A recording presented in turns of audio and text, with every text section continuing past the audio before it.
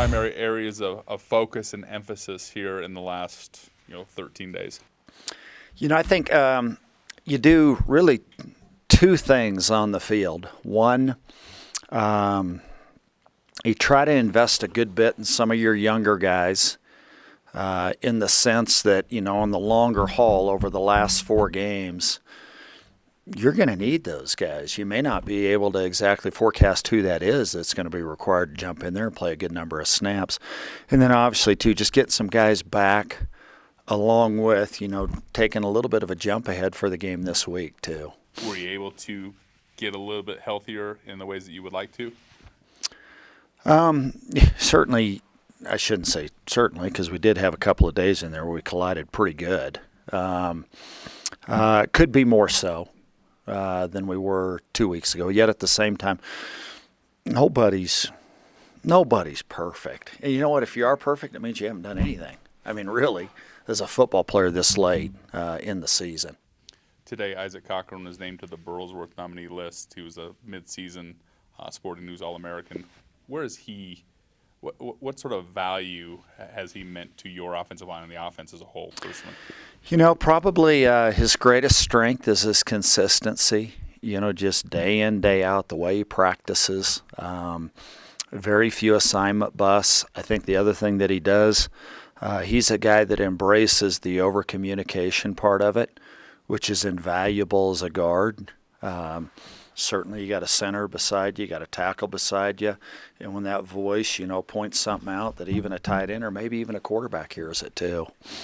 What are some of your takeaways from last year in this game and the experience that you have implemented into your preparation this year? I think anytime you play academy games, I think they're, and we've discussed this, there are a few less innings, where each team, as far as the number of possessions that you get, and so, does it require you maybe even to be more selective in what you choose to do, both offensively and defensively? From the standpoint, instead of maybe planning for 78 to 80 plays in a game, it's less than that. And I think that's one of the things. There has to be some discipline in how you game plan that way. What spark have you seen Jamel Jones give them in the last couple of games? Their offense has been much better, especially against Louisiana Monroe. Yeah, you look, they've ran the ball exceptionally well, I think especially here about the last 4 games. Certainly the last 2 games have been extraordinary that way, and he has provided a really, really good spark. Now, the other 2 guys are darn good players too. They're fortunate. I think all 3 of them are seniors, and all 3 of them are guys that have played a good bit of football too. Army's giving up just over 200 yards of rushing per game, which is your guys' strength. How are you going to get Roberts going early and establish the run? Well, I mean, that's part of it, yet that doesn't mean that you will. I mean, just, I think the pad level that's required to play really well in any service academy game is a must, up front on both sides of the ball. How well you play blocks, that's imperative with your defensive front, but then your offensive front, being able to, bend your ankles, bend your knees, and bend at the hips and play with a little bit better pad level. That's something we need to do. What's been the vibe in practice this week? Are they coming in a little hungrier to this game, do you think? I think we have pretty good drive each day when we do practice. I look forward to seeing, this afternoon just because of the amount of contact work that we do anytime we have a Tuesday practice. Having a bye in the second half of the season, I mean, what are some of the advantages versus, a lot of times you had it week 2 or 3. Now that you've had it later, what have you? I'll tell you, really, I don't. If we did not have a bye, I'd be okay with that. At any point in the season, I think back to 2007, we did not have a bye, and we played 12 straight, and I thought there was a good little routine that you became accustomed to. We did it again in, I believe it was in 2010. We didn't have a bye. And actually finished our last game on a Thursday night. We were done before anybody else in college football. Yet, the benefits of having it when we did this season, Like I said, I think there's a good push to be able to develop some depth. I think especially with our younger guys during that week off, and to get ready for, the conclusion of your season. Certainly, to include the game that we have this Saturday too. Back to Isaac, I know that award is made for walk-ons, and he kind of explained his recruiting process a little bit. I think he reached out to a lot of schools. What do you remember about when he kind of jumped on the radar? Obviously the academic profile was exceptionally strong, and just how adamant people were about his work ethic. And I don't want to say he's solely an overachiever, but he's just one of those guys that's always been able to push the ceiling of capability. And it's because of the way he lifts. Certainly very, very well coached by Lobo. And yet his investment, his focus, his drive, his intensity, and how much he cares in really anything in which he partakes. What makes Texas different? Everybody wants to play in Texas, recruit in Texas. What do you think? Oh, you mean besides really good food, barbecue, and Tex-Mex, and good beef? I do think what makes this specific location pretty good is if we're going 5 hours or 8 hours, on some kind of radius, and obviously it wouldn't be a perfect radius, the number of bases that there are. You think up into Oklahoma, and there's Vance, in Enid, there's Tinker, there's Altus, there's in Lawton, there's Fort Sill. You look, down in Texas in San Antonio, there's Randolph, there's Lackland, there's Fort Hood, there's, the number of bases that are out in West Texas too. So I think for military personnel, I don't know if there's anywhere else you could really go in the country, even though as well populated as maybe even the Eastern Seaboard is, where you'd be able to have reach with as many service members. I think the other part is having two prominent airports, both DFW and Love Field, makes it convenient for people to get in and out of there. And there's really, I think, a pretty strong sense of patriotism in the state of Texas. The respect that they have for service members, and that's a plus. It really is in postseason games too. And from a recruiting standpoint, because you're the visiting team this year, does that change anything? Not a whole lot. Even last year you weren't able to ever see a kid. I do think when you look big picture, like there's a reason why Georgia's saying we want to play on campus rather than playing in a neutral site that often. They've always had a neutral site game. But I'm glad we've tried this. And, obviously Army under Monken has improved. They've been one of the better service academies over the past 7 or 8 years. Is this still that level of Army team? Have they maintained that level this year from what you've seen? Guy, you look, we were just talking earlier. You look the last 2 games, how well they've played. And they've played a really strong schedule, too, this season. And, again, you go back, you have 3 veteran quarterbacks and a really good group of skill guys who played a good number of guys at fullback, how well they run the ball. And then defensively, they've played well, especially in service academy games. So you played Army a lot, between the 2 times you played them, and I assume you watched closely in 2020. What makes them different, than the Navy, I guess, specifically, but just any other opponent? Well, different than Navy. They run the triple option a little bit different. We all kind of run it similar, but everyone has their own different types of plays. You really never know what they're gonna come out with. Navy came out with some shotgun stuff, so we try to prep for everything. But that they get to choose what kind of offense they want to run against us. So there's no telling what they're gonna go, but we're just preparing for everything. And against like every other team, what makes them different is, obviously the amount of times they run the ball, and you have to be a lot more disciplined as a defense. Everyone has to do their job.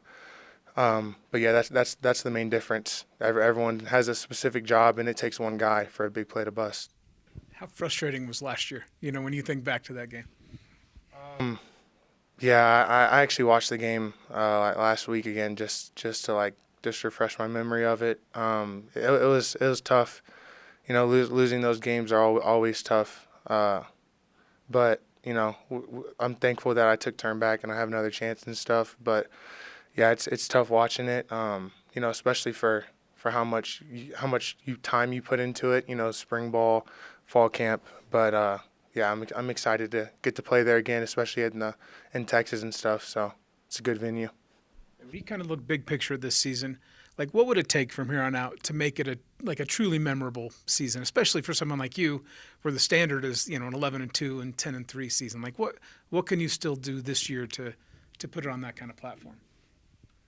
I think our mindset, still is the same mindset, winning every week, going 1-0 every week. I think that's huge. So like just going 1-0 this week, and then keeping that same mindset and mentality all the way throughout, and then hopefully we win enough games to go to a bowl game. And I think that, just being able to do that and sticking to what we planned at the beginning of the season is what's going to make this memorable. So Where will you be in the spring if you guys were to visit the White House? Are you going to be able to join from? yeah, Where are you going to be?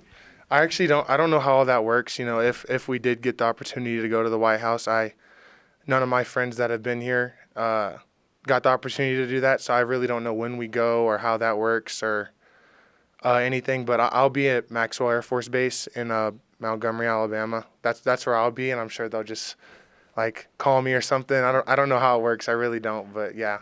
Are you definitely doing that, or are you going to pursue football anymore?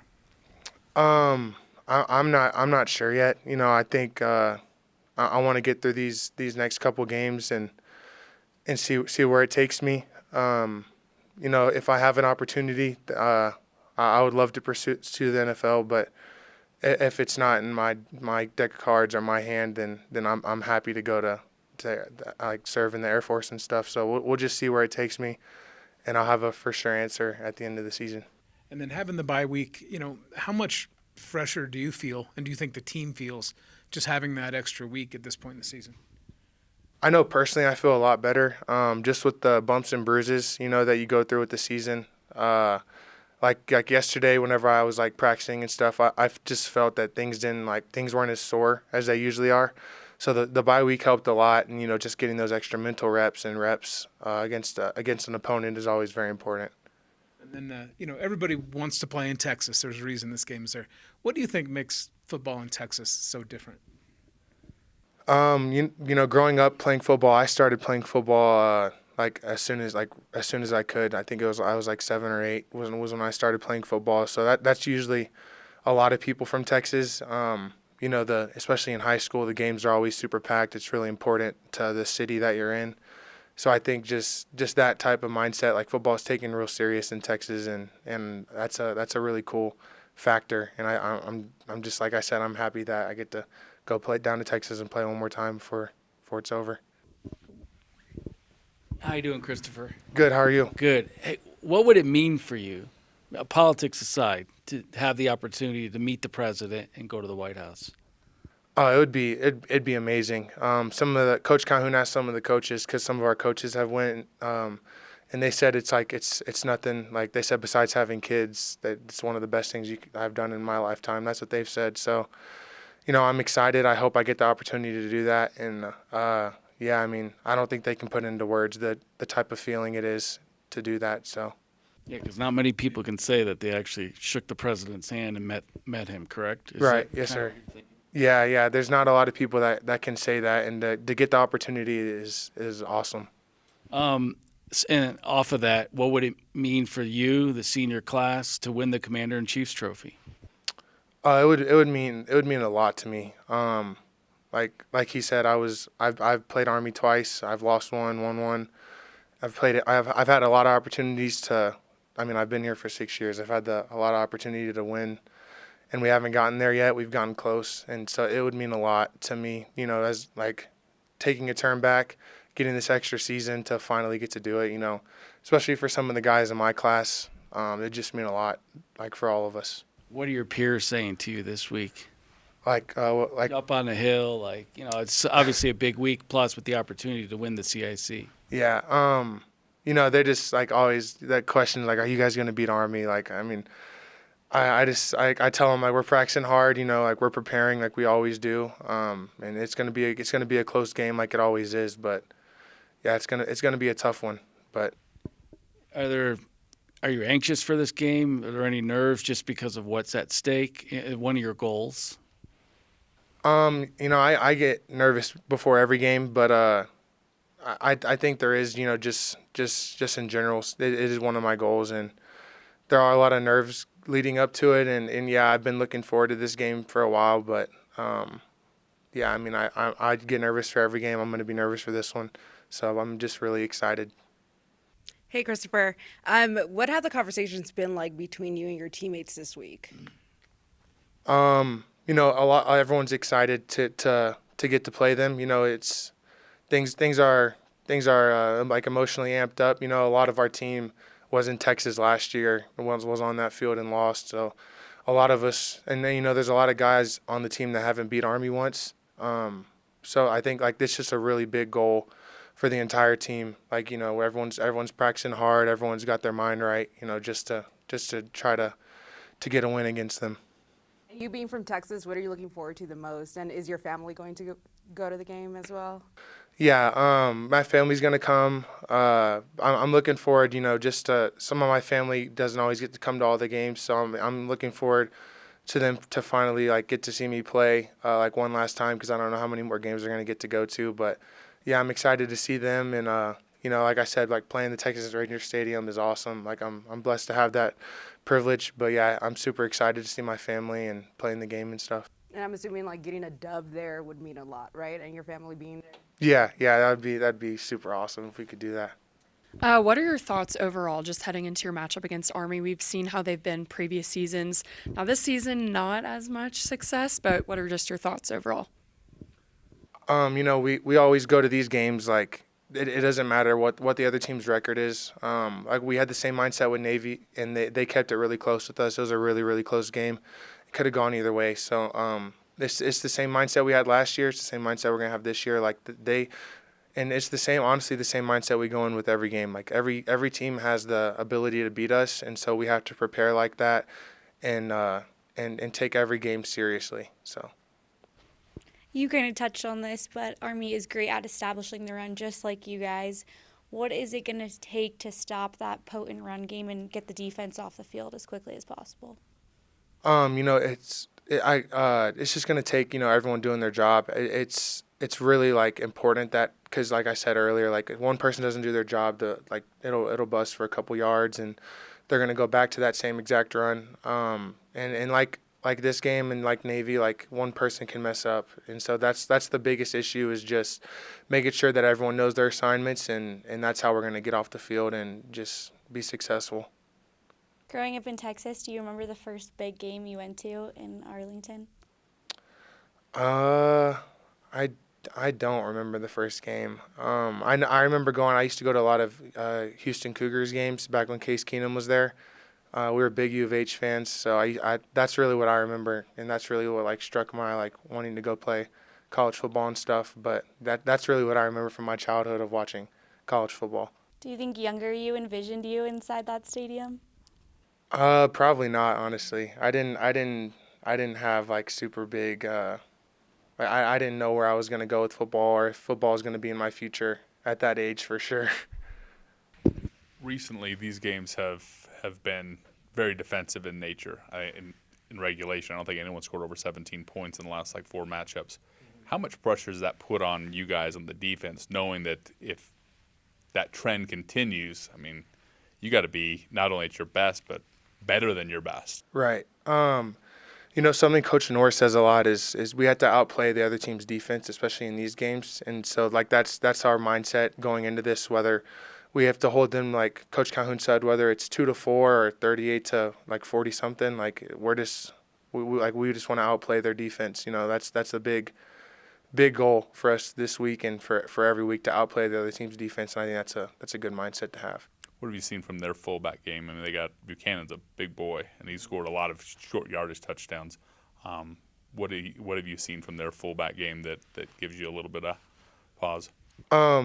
I think the biggest thing that sticks out between them and Navy is like how big they are. I mean, not only him, but their other fullback is also really big. So just making sure that we minimize the extra yards is what a lot of our coaches say. You know, like once he hits the first guy, not letting them break tackles, like swarming to the ball and stuff to get him down. But yeah.